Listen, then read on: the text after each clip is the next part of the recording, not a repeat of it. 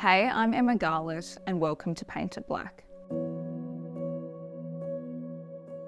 This week I want to talk about Unit 18, where a 16-year-old boy has died after self-harming at the notorious children's unit at Casuarina Prison. I think that this was a preventable situation which should never have happened in the first place. This requires urgent attention to ensure no child or their family has to go through this unimaginable horror. This week I spoke to Aboriginal Legal Service, who was representing the teenager who was in custody. Tragically, he passed away just hours after our conversation. I think the position of the ALS is just that this unit needs to close. We were told when they moved the young people over there that it was a circuit breaker, and then it was a short-term solution to try and bring the situation at Banksia Hill under control. And now they're saying that it's going to remain open indefinitely, despite rulings of the Supreme Court to say that the confinement regimes they're using there are unlawful. And I think the government needs to be held accountable for that. It is not appropriate for young people to be held in a maximum security adult prison, particularly when the conditions in that unit are breaching orders of the Supreme Court, are breaching international human rights, and are just an affront really to human decency. Lexi Lachal is the managing lawyer of the Human Rights and Civil Law Unit at the ALS. She spoke to me about the conditions at Unit 18 and the impacts on young detainees.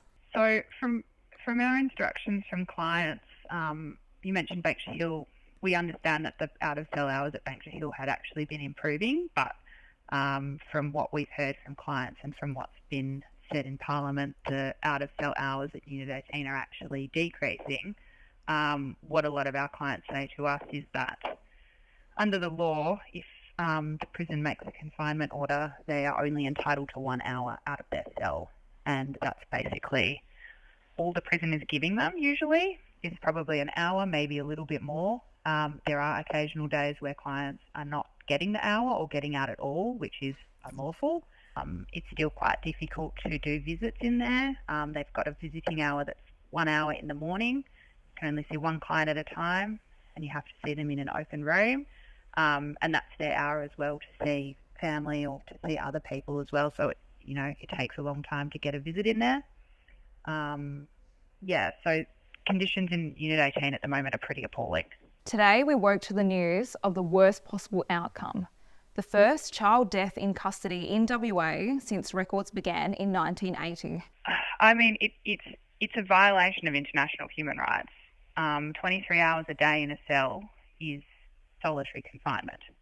And if you keep young people like that for long periods of time, it's prolonged solitary confinement. You shouldn't do that to adults. You certainly shouldn't do it to children, and you certainly shouldn't do it to children with disabilities, which is, a lot of the cohort that are in there right now. Quite frankly, it's a human rights crisis in there at the moment. It is understood 12 hours before he self-harmed, the young boy had his bail hearing adjourned. We, the ALS, wrote a letter a little over 2 weeks ago for that particular client requesting that he be transferred because lawyers in our team had gone out and seen him, and he had said to us that, like I just described, he was getting probably an hour or so out a day and sometimes none at all.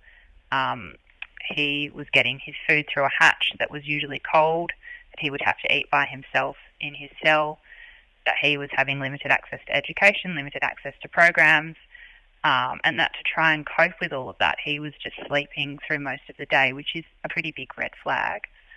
As to what role him being denied bail played, it's not something I don't really want to speculate on, but...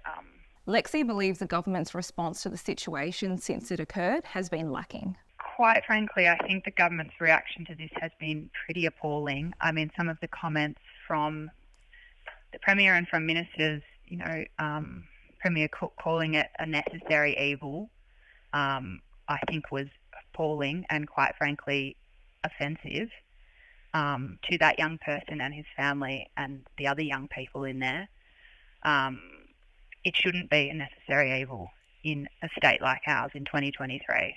The Corruption and Crime Commission has now launched a probe into the child's death, which will also be subject to a mandatory coronial inquiry. There's a lot that can be done to keep young people out of detention.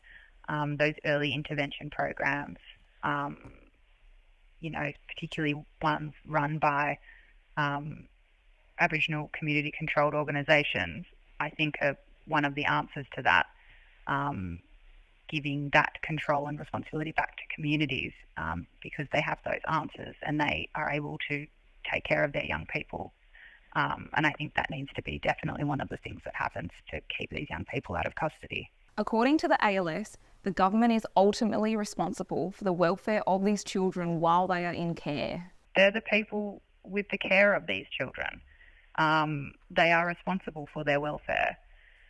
And, you can see even at Banksia Hill now, you give children more time out of their cell, you give them things to do, you give them school to go to, you give them programs, and they respond to it, and the number of critical incidents go down, and the need for the sort of security that they have in Unit 18 goes down. Well, the Minister, Paul Papalia, has stated that Unit 18 is not operating at a satisfactory standard. There is no alternative. I don't know what it will take for them to shift their position, but if the position continues to be, we're getting more staff, that is what they have been saying for the last 2 years, and it has not helped. It hasn't helped at Unit 18. They've had full complements of staff there and they still haven't been able to get the children out of their cells. So I don't think that a staffing blitz is the answer to the problems that they have at Unit 18. My question is, why hasn't the government removed Unit 18? How long do we have to call for diversion programs or justice reinvestment? The solutions have been identified. There are alternatives to locking children up, and Unit 18 is not the answer. You can't keep these children locked up and treat them like animals and expect them to come out rehabilitated and for the community to be safe when they're released. Because basic